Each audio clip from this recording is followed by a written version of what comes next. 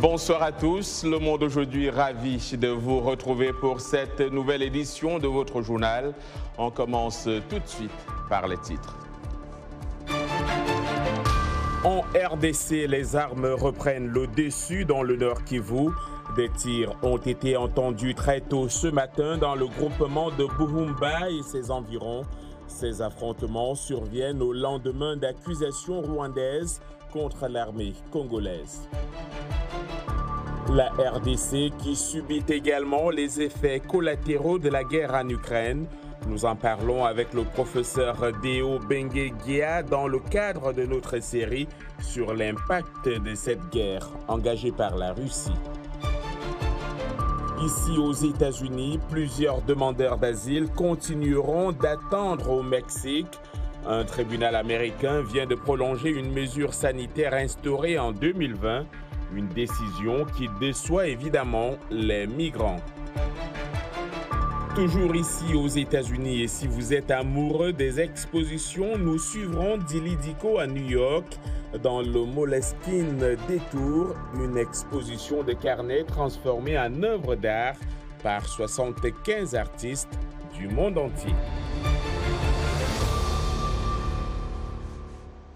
En République démocratique du Congo, des affrontements ont été signalés tout au long de la matinée de ce mardi 24 mai 2022 et jusque dans l'après-midi dans la localité de Kibumba, en territoire de Nyiragongo, à une trentaine de kilomètres au nord de la ville de Goma. Il mettait aux prises les forces armées de la République démocratique du Congo et les rebelles du mouvement du 23 mars. Des centaines de personnes de la zone ont fui vers Goma. Pour plus de détails, suivons le reportage de notre correspondant Zanem Neti Zaidi.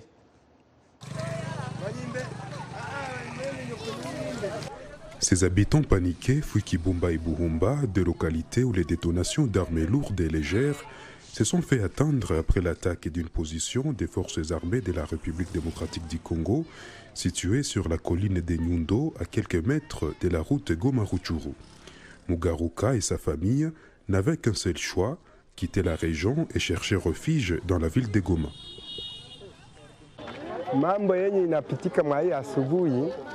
Ce que nous avons vu depuis le matin, c'est la présence d'hommes armés que nous avons vus sortir du parc national de Virunga. Après avoir entendu les affrontements entre les hommes armés et l'armée loyaliste, quand nous avons vu que nos vies étaient en danger, nous avons préféré quitter les lieux pour nous éloigner du danger.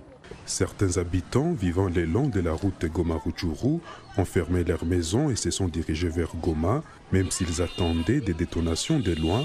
Cette panique a augmenté le nombre de personnes déplacées, rendant difficiles les efforts d'assistance de la protection civile du Nord Kivu. Nous sommes sûrs que les forces armées vont se démener pour rétablir la situation sécuritaire, mais telle que nous voyons la situation, il n'est pas facile et il n'est pas à croire que cette population va retourner aujourd'hui. Et donc il nous faut trouver d'abord l'endroit où ils vont loger. Trouver l'eau rapidement parce que Nyiragongo, c'est un seul territoire en République démocratique du Congo qui n'a pas la cour d'eau. Et donc, si cette population reste sans l'eau, on risque de vivre une épidémie de choléra. Il convient de noter que la situation s'est améliorée en fin d'après-midi. L'administrateur policier du territoire de Nyiragongo, où les attaques ont été signalées, ayant appelé les habitants à rentrer chez eux. Zanem Neti Zaidi à Goma, pour VOA Afrique.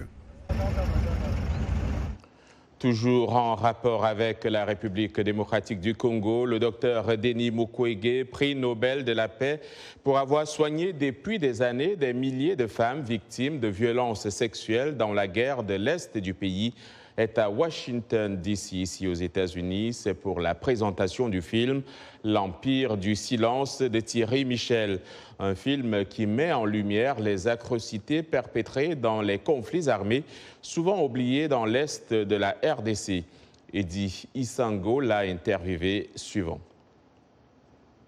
Ces films, c'est un outil qui peut être utilisé par tout Congolais qui veut finalement que, en fait, la culture de l'impunité puisse se terminer en République démocratique du Congo. On n'aura pas la paix tant que les criminels seront libres et qu'ils peuvent se promener et commettre des crimes en toute liberté.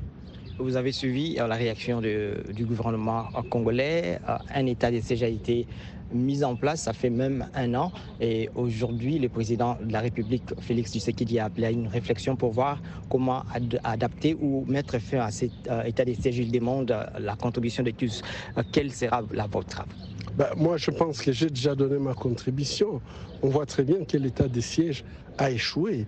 Je pense que cet échec, c'est un constat tout simplement qu'il faut faire. Mais on ne peut pas continuer avec une armée sans faire un véritable vetting. Et je pense que tant qu'on aura une armée qui a été créée sur la base des mixages et des brassages, donc où on a tout simplement changé d'uniforme, mais on n'a pas changé la mentalité de certains soldats, je crois qu'on continuera à subir ce que nous sommes en train de subir. Le président s'est exprimé par rapport à ça et je crois qu'il a eu des mots très forts contre l'armée, mais je pense que ces mots ne suffisent pas. Il faut des actions. Et cette action-là, c'est l'assainissement. Il faut avoir une armée professionnelle, une armée où les gens sont éduqués à protéger et pas à se comporter contre la population qu'elle est supposée protéger. La RDC est à un an et demi des élections. Certains pensent que vous pourriez faire un bon candidat et peut-être résoudre ces problèmes. Qu'est-ce que vous dites? Je pense qu'au Congo, il y a la liberté d'expression et s'il y a des gens qui pensent, il y a aussi la liberté de la pensée. Leur pensée, leur expression les concernent. Et moi, je crois qu'ils sont libres de penser et de s'exprimer. Merci. D'armée, on en parle également au Burkina Faso avec cette nouvelle attaque où 11 civils, dont 3 supplétifs de l'armée, ont été tués dimanche dans le nord du pays par des djihadistes présumés. Ces attaques, selon le lieutenant-colonel Rodolphe Sorgo, gouverneur de la région du Sahel, ont visé les villages de Tiekaledji et de Demniol dans le département de Gorgadji. Samedi, 5 soldats ont été tués et une trentaine de terroristes abattus dans le nord. Le nouvel homme fort du pays, le lieutenant-colonel Paul-Henri Sandaogo Damiba, qui a renversé fin janvier le président élu Roch-Marc Christian Kaboré, accusé d'être inefficace face à la violence djihadiste, fait depuis face à une recrudescence d'attaques qui ont fait quelques 200 morts civils et militaires. À l'entame du 4e mois de la guerre en Ukraine, la Russie s'est dit bien déterminée à atteindre tous ses objectifs, intensifiant son offensive contre la dernière poche de résistance de la région de Lugansk dans l'Est. Les prochaines semaines seront difficiles, a déclaré hier soir le président ukrainien Volodymyr Zelensky. On note cependant un retour progressif à la normale à Kharkiv, où le métro, qui a des mois durant servi d'abri contre les bombes, a été remis en service aujourd'hui. À Davos, où se déroule une conférence économique mondiale, Kiev appelle instamment les Occidentaux à lui livrer davantage d'armement. Et d'ailleurs, toujours à propos de l'Ukraine, le chancelier allemand Olaf Scholz insiste sur la nécessité de créer un monde multilatéral alors que la guerre en Ukraine continue d'affecter les chaînes d'approvisionnement alimentaire et énergétique en Europe et dans le monde. Suivons cette déclaration du chancelier allemand lors d'un déplacement en Afrique du Sud. Nous devons travailler sur un mode multilatéral et pour ce faire, il est nécessaire que nous coopérions et que nous comprenions qu'il y a des choses que nous avons en commun, importantes pour ce que nous faisons. L'une des choses que nous avons en commun est l'idée de démocratie. Nous sommes des États démocratiques et c'est une autre vision du monde que nous développons. Évidemment, une question qui nous préoccupe tous, c'est la guerre que la Russie a imposée à l'Ukraine. Une guerre brutale, il faut le dire comme ça. Et il est nécessaire pour la paix dans le monde que cette guerre s'arrête dès que possible et qu'il y ait une chance de défendre l'intégrité et la souveraineté de l'Ukraine.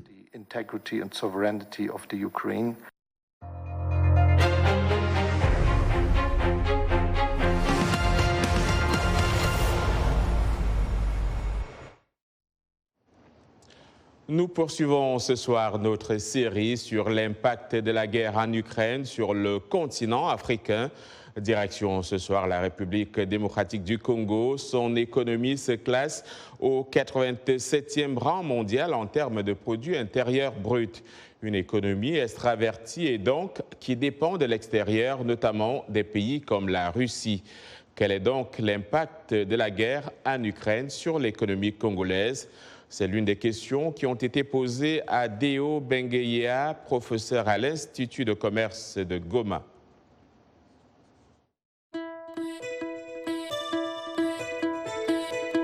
Alors qu'il y avait déjà une petite flambée de prix du carburant, mais la guerre a fait que le prix puisse augmenter davantage. Pour ce qui concerne les produits vivriers, nous avons connu aussi une flambée de prix.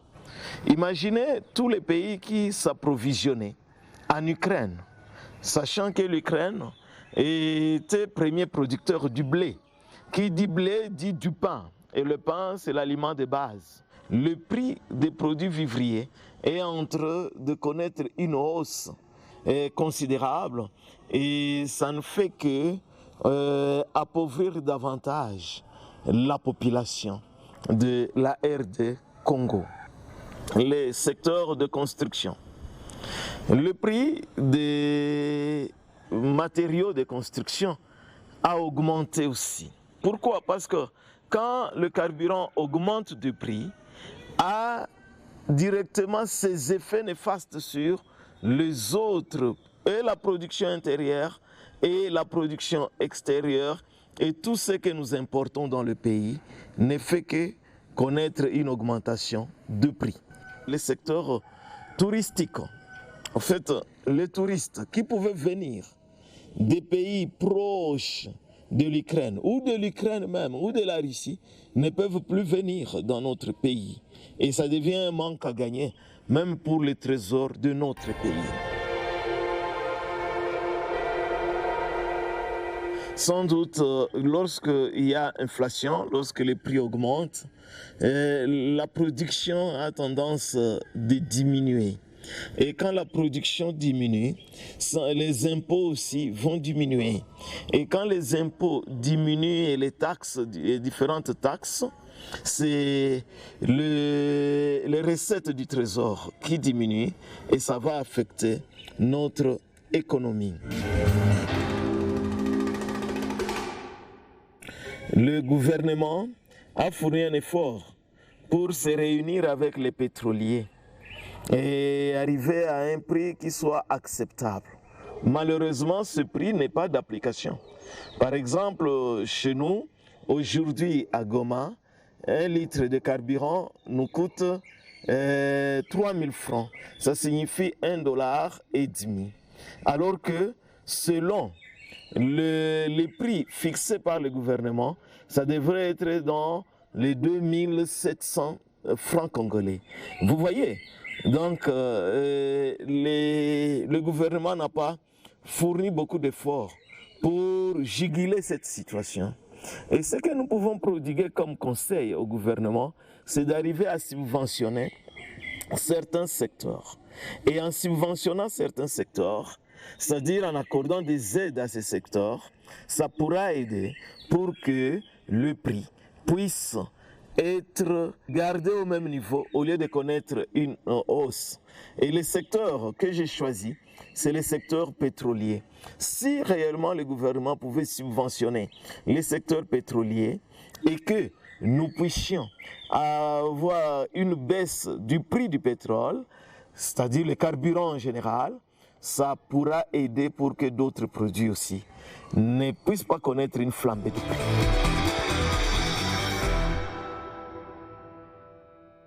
Sans doute, notre économie va connaître beaucoup plus des difficultés si on n'y prend pas garde. Parce que c'est une économie extravertie qui dépend de l'extérieur. Si on pouvait fournir un effort pour encourager, pour une politique incitative de la production intérieure, ça pourrait aider pour que les effets de cette guerre ne puissent pas exacerber, ne puissent pas porter un coup dur à notre économie à long terme. Les migrants qui attendent au Mexique se disent déçus par la décision rendue vendredi dernier par un tribunal américain, laquelle prolonge une mesure appelée Title 42. La mesure sanitaire en vigueur depuis mars 2020 permet aux autorités américaines d'empêcher des demandeurs d'asile d'entrer aux États-Unis. Mike O'Sullivan s'est rendu à Tijuana, au Mexique. Son reportage est relaté par Jacques Aristide. L'attente continue à Tijuana. Pour ces migrants d'Amérique latine et d'Haïti, elle est interminable. Ana Morazan, venue de Honduras, raconte que son frère a disparu il y a plus de 2 ans dans l'état mexicain de Michoacán, probablement victime d'un groupe de trafiquants. Elle dit avoir reçu des menaces de mort. Accompagnée de ses enfants, elle se sent un peu plus en sécurité dans ce centre d'hébergement. Ana confie que sa maison a été détruite par 2 ouragans qui ont balayé l'un après l'autre le Honduras en novembre 2020. À Tijuana, elle attend l'ouverture de la frontière, bloquée par le Title 42, mesure mise en œuvre par la précédente administration américaine pendant la pandémie de Covid-19. Eh bien moi, mon espoir diminue chaque jour un peu plus parce que le Title 42 n'a toujours pas été révoqué. Nous ne savons pas quand ils vont le révoquer et cela fait 1 an que je suis ici. Une église pentecôtiste gère ce refuge. Et récemment, il y a eu de bonnes nouvelles. Un nombre de personnes ont obtenu une admission temporaire aux États-Unis sur une base humanitaire. Parmi elles, Yazbet Marin Mata, une jeune mère mexicaine originaire du Michoacán. J'étais dans ma maison, c'était l'année dernière. J'étais avec mon fils et personne d'autre dans une maison qui appartenait à mon grand-père. C'est là qu'ils l'ont tué. Il y a 4 ou 5 ans, des trafiquants ont tué son beau-père. L'année dernière, dit-elle, ils sont revenus armés et l'ont menacé. Cette partie de Tijuana est également en proie à la violence. À proximité, des groupes de trafiquants rivaux sont en guerre. Des fusillades ont éclaté récemment et ont duré pendant 3 jours d'affilée. Des balles sont entrées dans le centre d'hébergement. Nous voulons simplement faire les choses correctement, mais les États-Unis ne se décident pas. Le juge ne se décide pas. Le Congrès ne se décide pas. Il n'y a pas de volonté politique. Même si le Title 42 est finalement levé à la frontière, seules les personnes ayant un dossier solide pour l'asile ou l'aide humanitaire pourront entrer et demeurer sur le sol américain. Vous regardez Le Monde aujourd'hui en direct de Washington DC sur VO Afrique. N'allez nulle part ailleurs. L'information vous revient dans un instant. Nous parlerons notamment d'exposition.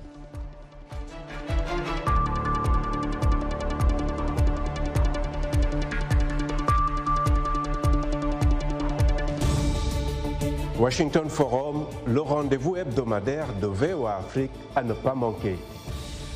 Chaque semaine, nous sommes ensemble pour 30 minutes pour décortiquer les grands sujets qui font l'actualité. Avec nos analystes et nos reporters, nous allons au fond des choses. Politique, économie, société, culture.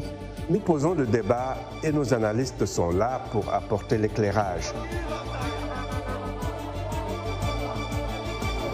Washington Forum, c'est aussi vous, le public. Vous pouvez participer en réagissant au thème de la semaine sur nos réseaux sociaux. La rédaction de VOA Afrique vous donne rendez-vous sur ses chaînes partenaires, son site voafrique.com et sur ses plateformes numériques pour prendre part à ce forum réalisé dans nos studios à Washington. À très bientôt dans Washington Forum. Vous suivez Le Monde aujourd'hui, un programme de VOA Afrique. Merci de nous rejoindre pour cette seconde partie. Nous émettons bien sûr en direct de Washington DC. En Tunisie, des tisserands utilisant des techniques traditionnelles recyclent de vieux vêtements en tapis dans le cadre d'une coopérative. L'association Chandi espère ainsi donner aux femmes un moyen de subsistance et redonner un statut à l'artisanat dans leur pays. Yacouba Ouedraogo. Ce vieux jean aurait pu finir à la poubelle, mais pour Nadje, il a de la valeur. Ses vêtements, elle les déchire, les sépare en une matière première qu'elle peut utiliser pour tisser un tapis. Nadje dit avoir appris la fabrication de tapis de sa mère, mais qu'elle a adapté le métier. Elle transforme désormais des vêtements d'occasion en tapis écologiques pour gagner sa vie. Je suis assise ici, travaillant à la maison, je suis libre, je peux travailler comme je veux. Je n'ai pas besoin de sortir pour quoi que ce soit, je peux cuisiner et travailler en paix. La raison du bonheur de Nadje, c'est son neveu qui a eu l'idée en 2014 de lui commander des tapis sur mesure pour les offrir à ses amis. Ce fut un tel succès que cela s'est transformé en un projet plus vaste. Il permet aujourd'hui à 12 tisserands de gagner leur vie à Nefta, ville oasis à 500 km de Tunis. Moi, j'ai commencé au début à titre un peu personnel à Nafta avec Najet, où on a vu qu'il y avait une artisane, comme dans plein d'endroits en Tunisie, des femmes, des mères au foyer qui ont un savoir-faire, mais qui sont incapables d'en vivre parce qu'elles n'ont pas accès au marché, elles ne peuvent pas se déplacer, elles n'ont pas une connaissance des clients, elles n'ont pas une connaissance des goûts du marché. Donc j'avais commencé un peu par... 8 ans plus tard, cet artisanat éco-responsable est désormais au cœur d'un projet qui s'est propagé à travers le pays. L'association Chanti achète à l'avance les tapis des tisserands et leur trouve des acheteurs, ne commandant pas plus de 4 tapis par mois à chaque femme afin que la charge de travail reste gérable. Pour s'assurer qu'aucun membre de la famille n'intercepte les revenus d'une tisserande, le paiement est effectué directement sur un compte bancaire à son nom. L'association s'approvisionne aussi en vêtements d'occasion pour en faire des pelotes de laine prêtes à être tissées.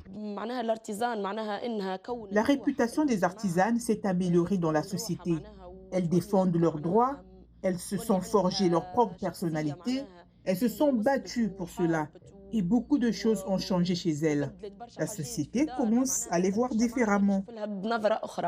Les femmes reçoivent également de l'aide de designers pour améliorer leurs compétences afin de rendre leurs produits plus commercialisables. Leurs tapis à la mode sont vendus à des Tunisiens soucieux du design ou expédiés à l'étranger. Pour l'instant, les ventes ne couvrent pas les dépenses. Mais Chanti reçoit le soutien d'organisations à but non lucratif telles que Oxfam.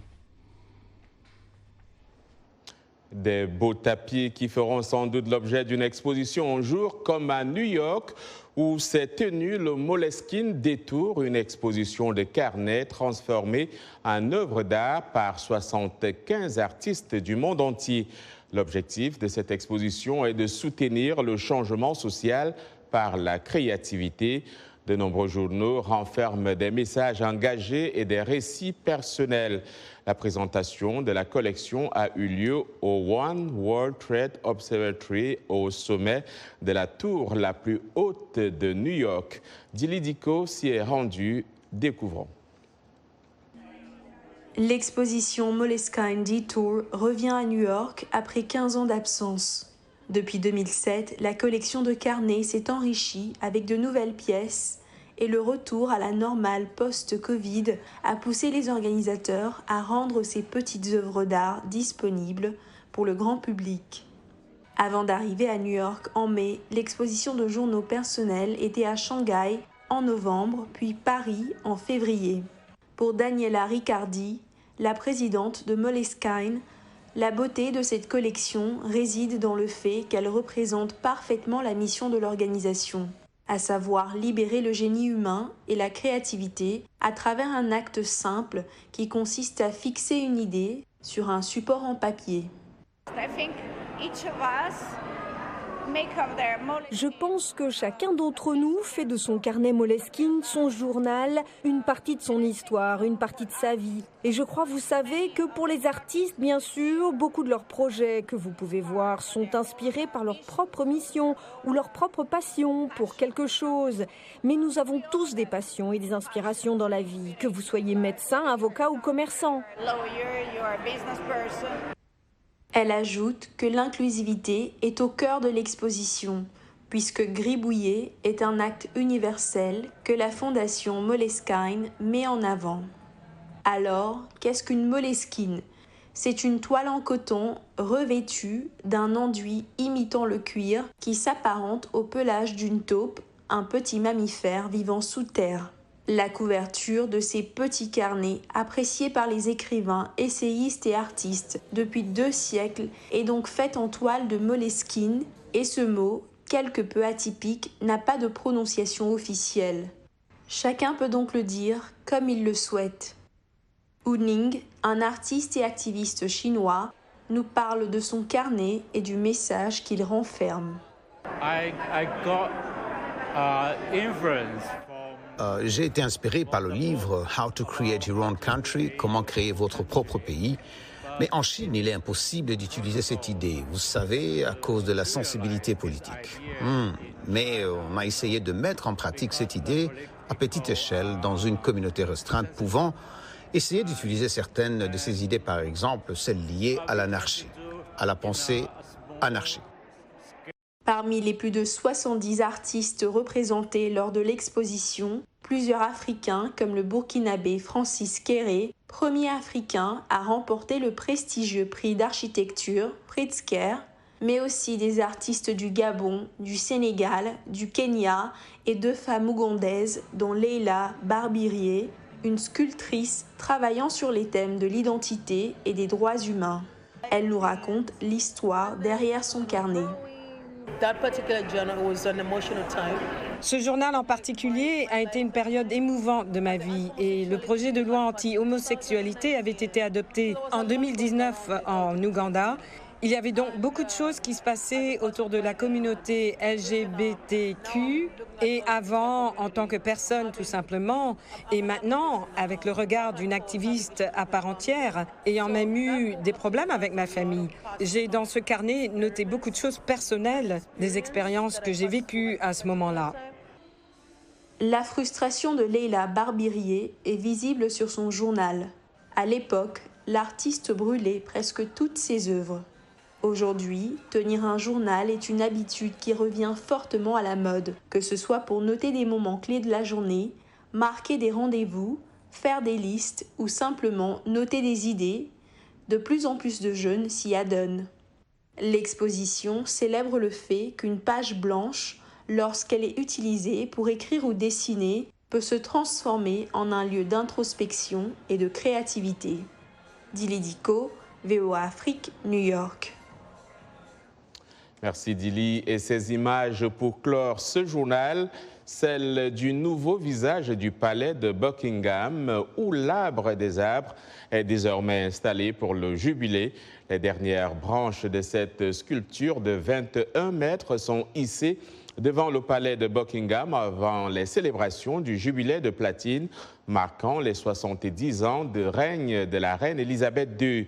La reine qui a été acclamée dimanche soir lors de son apparition pendant un spectacle équestre à Windsor, premier événement d'ampleur de son jubilé de platine, célébrant, on l'a dit, ses 70 ans de règne. Passionnée de chevaux, la reine de 96 ans est apparue souriante, se déplaçant avec une canne sur tapis rouge pour assister à ce spectacle rassemblant 500 chevaux et 1300 artistes. Ces derniers mois ont été marqués par la chronique des annulations et de sa présence aux grands événements publics.